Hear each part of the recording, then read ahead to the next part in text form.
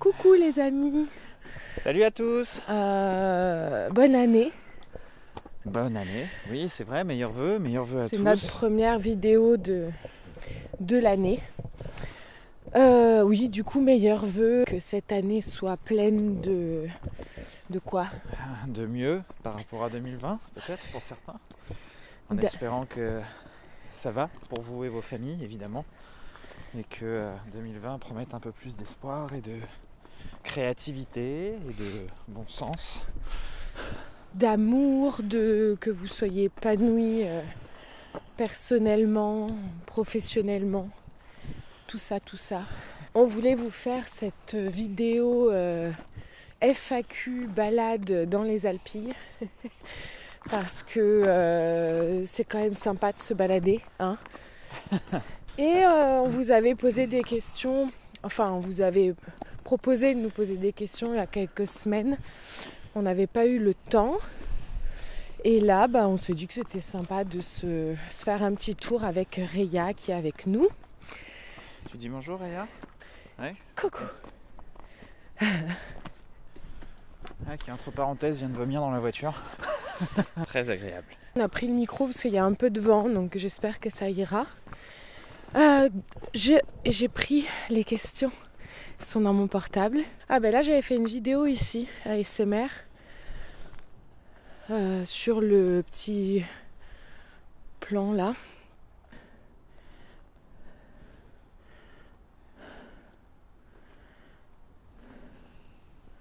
Soleil de janvier. Pas très chaud, mais quand même là. Du coup, il y a pas mal de questions par rapport justement à Réa, mais on en fera une vidéo dédiée. Donc si on ne répond pas, c'est normal. Tout sera sur une autre vidéo. Du coup, allez vous faire un site, une page Instagram pour les créations de Cyril. Je te laisse répondre. Je sais pas. Je sais pas trop. On n'y a pas trop réfléchi. Après, le truc, c'est que on fait pas mal de choses différentes et on s'était dit que si on créait des pages Instagram pour chaque chose qui est différente, en termes de gestion, ça reste quand même assez difficile. Pour l'instant, vous retrouvez ce qu'il fait sur la page Insta de Et si on essayait. Et j'en suis désolé parce que du coup, je suis censé beaucoup plus partager, faire plus de photos, tout ça. C'est un métier. Je suis nul. Et du coup, j'arrive pas à partager les choses. Pas que je veuille pas le faire, mais pour moi, si une photo elle est pas nickel chrome et que je sors pas les gros appareils, du coup, je la partage pas. Donc voilà. Non, mais on va. Faut que je prenne le pli. Je vais prendre le réflexe. Je vais beaucoup plus communiquer avec vous. En fait, on a beau dire, mais c'est vrai que c'est un métier de publier sur les réseaux sociaux, etc. Non pas que ce soit compliqué ni quoi, mais c'est vraiment un pli à prendre et c'est pas toujours évident. Donc voilà, en tout cas, pour ces créations, vous les retrouverez sur le compte Instagram de Et si on essayait. Voilà, c'est plus simple en tout cas. Encore de la neige. Ça n'a pas fondu complètement. Non. Alors, j'ai toujours les yeux qui pleurent avec le froid, c'est dingue. Ouais. Enfin, avec le vent. Ouais. Alors, il y a des gentils messages du coup, où il n'y a pas vraiment de questions. Merci du coup. Quelle est votre vie de rêve? Vie de rêve du genre la plus belle des visualisations des vies que vous pouvez imaginer. Même si je sais que vous êtes reconnaissant de votre vie actuelle. Vie de rêve pour moi, je pense que ça serait de pouvoir voyager un peu à travers le monde, partout, tout le temps, sans vraiment se poser de questions, être en van peut-être, ou je sais pas. Quelque chose qui reste réalisable bien sûr, mais ouais, je sais pas, je nous vois bien faire ça à un moment donné. Le voyage donc. Ouais, le voyage. La liberté. En termes de vie de rêve, en effet, c'était de pouvoir voyager, se poser une semaine par-ci, une semaine par-là, faire l'été en Espagne, au Portugal, repartir en Italie, aller dans le nord de l'Europe aussi, faire l'Est, enfin bref, voyager quoi, prendre la route et juste kiffer, voilà, voir sans contrainte, la liberté absolue. Je peux te dire, il faut que je me mouche. Oui, faut savoir une chose par rapport à Sandra, c'est que peu importe la saison, et sa fille a hérité de ce drame, qui est dès qu'elle marche plus de 50 mètres, il faut qu'elle se mouche. Il faut qu'elle fasse des pauses, mouchage. Même quand on part courir, c'est... elle a des mouchoirs dans la poche, quoi. C'est hyper important. Mais je suis pas malade. Non, c'est ça. Bon, là, en plus, il fait moins 10 degrés. Il y a du vent de dingue. Alors, pour le Finlandais que je suis, ça pose pas trop de problème. Mais c'est vrai que pour l'Italienne, derrière, ça se ressent un peu plus, quoi. Mais oui, il faut qu'elle se mouche en permanence. La plus belle des visualisations, c'est un petit peu comme ça aussi, dans le sens de pouvoir voyager, se balader là où on veut, bouger, enfin vraiment cette idée de liberté. C'est pour ça d'ailleurs que depuis le début de l'année, j'ai un gros besoin d'aller dans ces endroits comme ça de nature. Voilà, ça je trouve ça fait du bien. Et je pense que c'est lié à tout ce qu'on a vécu tous l'année dernière. Donc ça donne encore plus envie de bouger, de découvrir de nouveaux endroits, de nouvelles personnes, de nouvelles cultures. Et c'est clair que moi je verrais bien en visualisation de notre vie en très gros plan. Enfin je sais pas comment dire, pas en gros plan, mais la grosse idée, ça serait de voyager effectivement avec un van, je sais pas. J'aime bien aussi l'idée d'avoir notre maison, qui n'est pas la nôtre d'ailleurs, mais d'avoir un pied-à-terre et par contre pouvoir plusieurs fois dans l'année bouger où on veut. Et c'était le but de cette chaîne aussi, et si on essayait d'aller rencontrer des personnes pour échanger. Ça serait le rêve de rencontrer des personnes, d'échanger avec ces êtres humains, de voir de nouveaux paysages. Et moi, ça pourrait me nourrir grandement, en tout cas. Quelles sont vos croyances spirituelles ? Je crois en moi. Mais c'est déjà pas mal. Je crois en cet arbre. Oui, j'allais dire en fait moi je crois en tout ce qui nous entoure en fait. Pour moi tout est énergie. Après je pense que c'est une question qui est très très large, donc il y en a beaucoup. Peut-être qu'on fera une vidéo sur les croyances, mais voilà, moi je crois aux énergies qui nous entourent et que tout est beaucoup plus complexe que ce qu'on pense. Comment arrivez-vous à surmonter les épreuves difficiles de la vie ? Vous arrive-t-il de vous sentir découragé, déprimé ? Vous semblez de nature assez positif. Merci pour tout votre travail, etc. Bien. La magie d'Instagram, c'est ça. et des supports vidéo. Alors moi, en ce qui me concerne, je suis pas trop de nature optimiste. J'ai même tendance à aller vers la mélancolie naturellement. Ceci dit, ça m'empêche pas d'être heureux et de profiter de chaque instant. Ce qui nous pousse à justement être comme ça, c'est je pense Sandra comme moi, on a vécu des choses un peu difficiles dans notre passé, dont on ne va pas forcément parler, mais aujourd'hui on est reconnaissant et on arrive à profiter de plein de petits moments et de mettre le point sur les choses qui nous donnent de la joie et du bonheur. Après, on est une équipe. Quand il y en a un qui se trouve un peu plus déprimé, l'autre est là aussi. On a une petite fille merveilleuse qui arrive quand même à nous donner le sourire tous les jours aussi. Et il y a des fois, on a la boule au ventre. Il y a des fois on n'est pas bien. Il y a des fois on se remet en question. Il y a des fois on a besoin d'être seul aussi. Et le tout c'est d'être à l'écoute de l'autre et de ne pas se laisser abattre, d'avoir les bons mots aussi pour réconforter. Mais de l'autre et de soi-même, parce que bien entendu on n'est pas obligé d'être en couple pour être moins négatif ou quoi que ce soit, mais dans tous les cas oui, c'est de s'écouter, de se laisser aller quand il faut, c'est-à-dire que si on a besoin de craquer, etc., on se le permet bien sûr.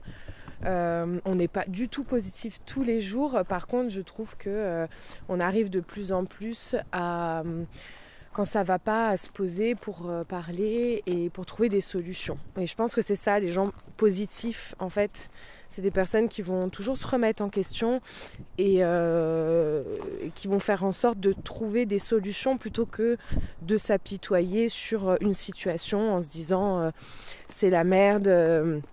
Voilà, il n'y a pas de solution, on n'est pas du tout non plus à se faire passer en victime en fait, donc je pense que c'est quelque chose qu'on a développé au fur et à mesure des années et des problèmes du coup qu'on a dû surmonter, et maintenant on se sent tout simplement plus fort dès qu'on a des épisodes un peu compliqués, parce qu'on sait que ça arrive et que ça arrivera encore et encore d'avoir des choses dures dans nos vies. Mais on est de plus en plus préparé, j'ai envie de dire, pour rebondir et pour grandir grâce à ces événements-là. C'est galère. Alors, on va aller sur un terrain un peu plus plat. Du coup, il y a une vidéo, il y a une question sur les tatouages. En fait, je trouvais ça intéressant, donc je me suis dit qu'on en ferait peut-être une vidéo entière. Parce que me mettre tout nu. Non mais la personne qui dit voilà, quand est-ce que vous les avez fait, pourquoi, comptez-vous en refaire d'autres. J'aime bien connaître le symbolisme des tatouages des personnes, encore plus quand je trouve les tatouages magnifiques, question de goût personnel bien entendu, etc. Je trouvais ça sympa de parler de ça, donc je me suis dit qu'on aurait pu faire une vidéo plus tard. Peut-être pas sur tous les tatouages, mais si tu as envie de partager certains tatouages. Ouais, parce qu'ils sont pas tous magnifiques. Hein. Je confirme. Non, mais en plus ça va. Attends, Réa va voir le lac pour la première fois.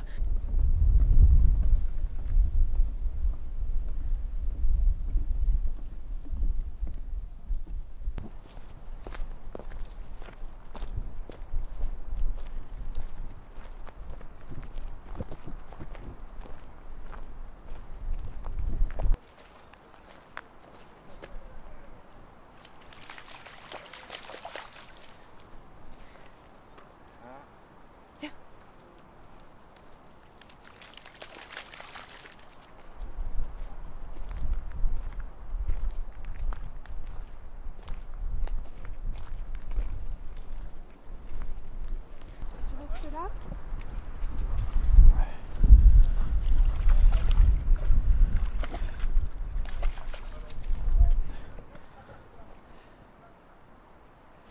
Quelques petites questions. Oh là là, mais... Bon, apparemment c'est une chienne qui n'a pas peur de l'eau.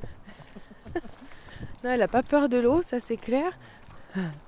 Est-ce difficile, surtout administrativement, de monter sa petite entreprise? Comment faites-vous pour garder votre énergie? Des trucs et astuces pour garder la motivation, ne pas procrastiner. Alors bienvenue en France. Monter une société est l'une des choses les plus compliquées. On n'a pas peur des papiers en règle générale, mais c'est vrai qu'en France c'est quand même...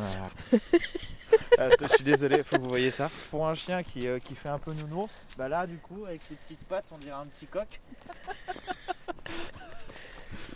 Oh, il se fiche de toi. Pardon, c'était une petite interlude de notre magnifique petit chien ours qui... moitié ours, moitié ours, moitié coq. Moitié coq.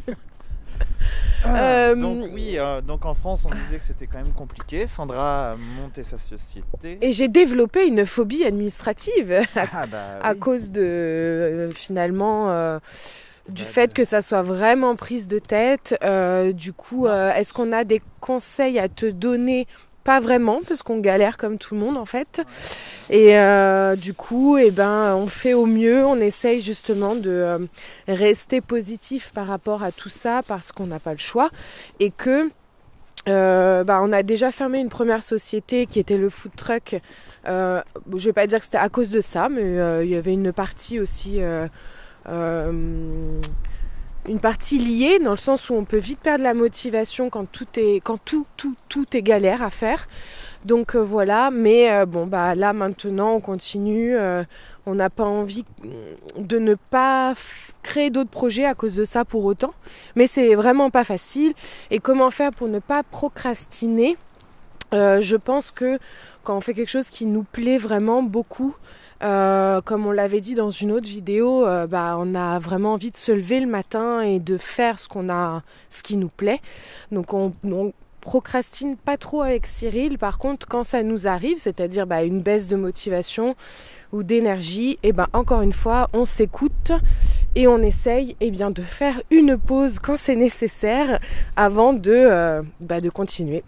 Oui, alors en effet, procrastiner, c'est la meilleure façon pour se mettre en danger déjà, soi, sa société, et ça a énormément de conséquences quand on zappe de faire des choses et qu'on oublie et qu'on veut pas, et que voilà, on se trouve toujours des excuses pour pas faire les choses.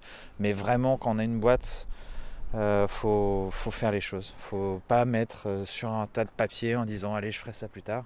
Ouais. C'est ça demande une rigueur, ça demande certaines choses. Le problème qu'il y a, c'est qu'il y a rarement du monde pour nous écouter, pour nous aider et pour tout ça. Encore une fois, c'est pas évident. Ça nous fait pas peur au final. Je vais remonter une société aussi, on va faire évoluer la nôtre, voilà, faut pas s'arrêter à ça, on va dire. Mais en effet, c'est très très énergivore et faut pas se laisser abattre. Tout le monde est d'accord avec ça. Mais il faut rester, faut garder son projet en tête, surtout si c'est un projet qui te plaît beaucoup et qui te fait vibrer et qui te motive. De toute façon, il faut juste se dire que c'est comme ça, qu'on ne peut pas faire autrement. Coucou! Ben oui, mais on se demandait où t'étais. Avez-vous des astuces pour s'octroyer du temps pour chacun de vous à titre personnel ? Alors moi personnellement j'ai arrêté de dormir en 2005 si je me souviens bien. Du coup j'ai l'habitude. C'est surfait franchement. Qu'est-ce que c'est qu'une bonne nuit de 2 heures hein? On oublie ça hein. Et on rigole, mais depuis qu'on est parents on rigole, mais c'est vraiment ça. Ouais. À Paris on dormait pas, on s'en plaignait. On a déménagé, on a eu une fille et depuis on dort plus non plus, c'est génial. Ouais. Donc non, s'octroyer du temps pour nous, en effet on essaye. Encore une fois, on est à l'écoute l'un de l'autre et chacun pour soi aussi. Quand j'ai besoin de m'évader, je m'évade. J'ai mes moments aussi. Si je veux aller faire un tour en moto, je vais faire un tour en moto. Si on veut faire du sport, on va faire du sport. Encore une fois, si c'est un besoin, c'est qu'il faut le faire. Donc on a la chance de pouvoir le faire assez souvent quand on en a vraiment besoin en tout cas. Après en effet on a une vie très rythmée, les journées commencent tôt et finissent tard. C'est justement grâce au fait qu'on se lève tôt. Je pense que le fait d'avoir la petite notamment et une petite chienne maintenant, mais en fait déjà de base quand tu commences tes journées à 6h du matin, oui, c'est sûr que tu peux faire plus de choses pendant la journée. Bon, quand bien même on se couche tôt de base, donc voilà, mais ça permet aussi d'être, je pense, motivé dès tôt le matin et ça donne envie de mettre plein de choses en place. Après, effectivement, on s'octroie du temps. Pour moi, ça reste de la communication, de dire à l'autre quand on n'en peut plus et de dire là, j'ai besoin de prendre du temps pour moi. Du coup, j'ai plus la question en tête, désolée pour celle qui l'a posée, mais en gros, c'était le fait qu'on travaille maintenant tous les deux à la maison et de par les valeurs qu'on essaye de partager, etc. Est-ce qu'on a pour but de faire l'IEF, donc l'instruction en famille, pour la petite ou pas. Donc la personne précisait que c'est pas parce qu'on travaille à la maison bien sûr qu'on se tourne les pouces. Donc effectivement ceux qui font l'IEF de base c'est quand même une organisation, etc. Avec Cyril on en avait parlé il y a quelques temps. On en voulait tester avec la petite qu'elle aille à la maternelle et tout simplement qu'on se rende compte de comment elle vit la chose. Est-ce qu'elle est contente? Et on se rend compte que en fait elle peut être à la maternelle et nous on continue l'instruction à la maison quand même, de lui apprendre des choses, etc. Après la maternelle elle est quand même super contente de voir ses copains, ses copines, de sociabiliser. Donc pour l'instant l'IEF non, mais on reste à l'écoute de notre petite et si à un moment donné on se rend compte ou quand bien même qu'il se passe des choses, on n'est plus en accord avec cette éducation-là, on changera et puis voilà. Du coup, oui, quoi qu'il arrive, on va continuer la maternelle. On pense à d'éventuelles autres façons d'élever notre fille par la suite, quand la rentrée primaire, tout ça. On va voir comment ça se passe, ce qui est possible de faire et qu'est-ce qui existe. D'ailleurs, on nous demandait si la petite s'était bien acclimatée à la nouvelle école. Donc oui, elle s'est très bien acclimatée, tout va bien. Est-ce qu'on va rester dans le sud pour toujours ? Oh là, non, je pense pas. On aime beaucoup et je pense qu'on va rester pas mal de temps, mais voilà, encore une fois, on aime cette idée de se laisser le choix pour plus tard, de bouger, de rencontrer d'autres personnes, d'autres régions. Donc la Vigna nous le dira. Mais alors pour toujours, c'est le genre de truc qu'on a un peu du mal à... Ça me fait peur. Non. Il y a beaucoup de messages très gentils, donc merci à tout le monde en tout cas. Beaucoup de rapports avec l'ASMR, donc c'est pas sur cette chaîne. Puis j'ai fait pas mal de FAQ sur l'autre chaîne.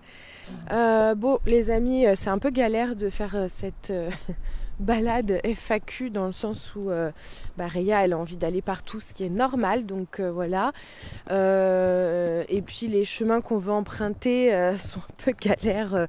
Que voilà, il y a beaucoup de vent. Mais c'est pas grave, ça vous aura fait quelques belles images, je pense. Puis on aura essayé de répondre aux questions. Prochaine fois qu'on filmera dehors, on essaiera de prendre une journée sans vent. On va continuer la petite balade et puis on vous souhaite encore une belle année. On espère faire plein de vidéos avec vous et quoi d'autre avant qu'on s'envole. Eh bien, à très vite. À bientôt, salut.